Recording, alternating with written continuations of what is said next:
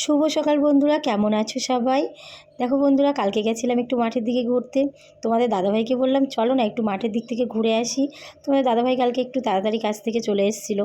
তোমাদের দাদাভাই বললো এখন ভালো লাগছে না, যেতে হবে না, সন্ধে হয়ে যাবে তাড়াতাড়ি, কারণ শীতকালের বেলা তাড়াতাড়ি সন্ধে হয়ে যায়। বললাম 4টে তো বাজে, 1 ঘন্টা ঘুরে চলে আসবো। তোমাদের দাদাভাই বললো যেতে পারি, তবে একটু শাড়ি পরো তাহলে যাব। বললাম ঠিক আছে, তাহলে শাড়ি পরেই নেই। দেখো বন্ধুরা, মাঠে গিয়ে এত ভালো লাগলো, সত্যি কিছু বলার নেই। মানে মাঝে মাঝে এরকম জায়গায় একটু যাওয়ার দরকার, তবে মনটা পুরো ভালো হয়ে যায়। সবথেকে বড় কথা, প্রকৃতির সৌন্দর্যের মতন কিছু নেই। কারণ এত সুন্দর সুন্দর সবুজ গাছপালা দেখে যদি খুশি না হই, তা আর কী দেখে খুশি হব বলো বন্ধুরা? আর সত্যি বলতে আমাদের মাঠে কলা গাছ থেকে শুরু করে সব রকম বাগান ওখানটায়, আর খুবই ভালো লাগে যেতে। আর অনেক দিন পরে এসেছি তো, ওর জন্য মনটা এত ভালো লাগছিল। আর আমার ছেলে এত দুষ্টুমি করছে, ও বলছে মা আমার ভালো লাগছে না। আমাদের এত ভালো লাগছে, ওর ভালো লাগছে না, কারণ ও তো খেলা করতে পারছে না।